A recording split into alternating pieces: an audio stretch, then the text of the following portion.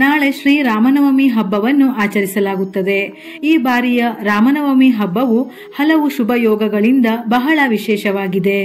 ರಾಮನವಮಿ ಹಬ್ಬವು ಚೈತ್ರ ಮಾಸದ ಶುಕ್ಲ ಪಕ್ಷದ 9ನೇ ದಿನದಂದು ಬರುತ್ತದೆ. ಭಗವಾನ್ ರಾಮನ ಹೆಸರು ಕೇಳಿದರೆ ಸಾಕು, ಭಕ್ತರಿಗೆ ಅವನ ಅನಂತ ಸದ್ಗುಣಗಳು ನೆನಪಾಗುತ್ತವೆ. ಈ ಮಂಗಳಕರ ದಿನದಂದು ಚಂದ್ರನು ಪುನರ್ವಸು ನಕ್ಷತ್ರವನ್ನು ಸಂಕ್ರಮಿಸುತ್ತಾನೆ. ಪುನರ್ವಸು ನಕ್ಷತ್ರವು ಸಂಪತ್ತು, ಖ್ಯಾತಿ, ಮನ್ನಣೆ, ತಾಯಿಯ ಪ್ರೀತಿ ಮತ್ತು ಪುನರಾವರ್ತನೆಯನ್ನು ಸಂಕೇತಿಸುತ್ತದೆ. ಇದಲ್ಲದೆ ಚಂದ್ರನು ಶನಿ, ಮಂಗಳ ಮತ್ತು ಗುರುವಿನ ಅಂಶವನ್ನು ಸ್ವೀಕರಿಸುತ್ತಾನೆ.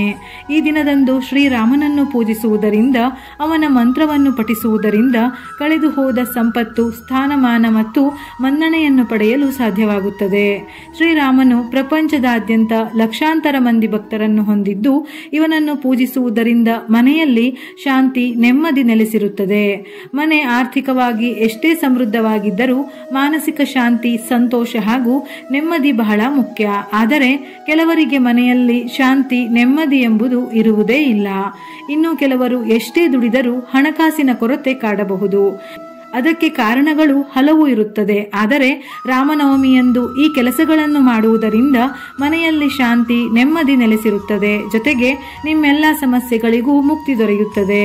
ಈ ದಿನ ಶುಕ್ರನ ಕಾರಣದಿಂದ ಮಾಲವ್ಯ ಯೋಗ ಮತ್ತು ಲಕ್ಷ್ಮೀನಾರಾಯಣ ಯೋಗ ಉಂಟಾಗುತ್ತದೆ. ಜೊತೆಯಲ್ಲಿ ರವಿ ಯೋಗವು ದಿನ ಪೂರ್ತಿ ಇರುತ್ತದೆ. ಈ ವಿಶೇಷ ಸಂದರ್ಭದಲ್ಲಿ ಅಯೋಧ್ಯೆಯಲ್ಲಿರುವ ರಾಮ ಮಂದಿರದಲ್ಲಿ ಶ್ರೀರಾಮನ ಪ್ರತಿಮೆಯನ್ನು ಸೂರ್ಯನ ಕಿರಣಗಳಿಂದ ಅಭಿಷೇಕಿಸಲಾಗುತ್ತದೆ. ಈ ವರ್ಷ ಭಗವಾನ್ ರಾಮನ ಜನ್ಮದ ಸಮಯದಲ್ಲಿ ಮಾಲವ್ಯ ಯೋಗವು 9ನೇ ಸ್ಥಾನದಲ್ಲಿ ಸಂಭವಿಸುತ್ತದೆ. ಈ ಕೆಳಗಿನ ಕ್ರಮಗಳನ್ನು ಅಳವಡಿಸಿಕೊಂಡರೆ ಶ್ರೀರಾಮನ ಭಕ್ತರು ಆಶೀರ್ವದಿಸಲ್ಪಡುತ್ತಾರೆ. ಯಾವುದೇ ರಾಮ ಮಂದಿರಕ್ಕೆ ಕೇಸರಿ ಧ್ವಜವನ್ನು ದಾನ ಮಾಡಿ, ದೇವರಿಗೆ ಹಳದಿ ಬಣ್ಣದ ಯಾವುದಾದರೂ ಆಹಾರವನ್ನು ಅರ್ಪಿಸಿ. ಪಾರಿಜಾತ ವೃಕ್ಷವು ಭಗವಾನ್ ವಿಷ್ಣುವಿನ ಅವತಾರವಾದ ಶ್ರೀರಾಮನಿಗೆ ತುಂಬಾ ಪ್ರಿಯವಾಗಿದೆ. ರಾಮನವಮಿಯ ದಿನದಂದು ನಿಮ್ಮ ಮನೆಯಲ್ಲಿ ಈ ಗಿಡವನ್ನು ನೆಟ್ಟರೆ ನಿಮ್ಮ ಮನೆಯು ಸಂಪತ್ತಿನಿಂದ ತುಂಬಿರುತ್ತದೆ. ಶ್ರೀರಾಮನಿಗೆ ಕೇಸರಿ ಮಿಶ್ರಿತ ಹಾಲಿನಿಂದ ಅಭಿಷೇಕ ಮಾಡಿ.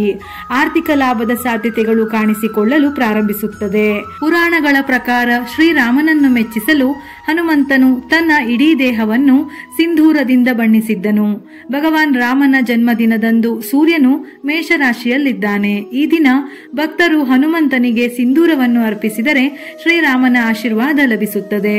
ರಾಮನವಮಿಯ ದಿನ ರಾಮಾಯಣವನ್ನು ಪಠಿಸಿ ರಾಮನ ಪೂಜೆಯಿಂದ ಆತನ ಪರಮ ಭಕ್ತ ಹನುಮಂತನು ಸಂತೋಷ ಪಡುತ್ತಾನೆ.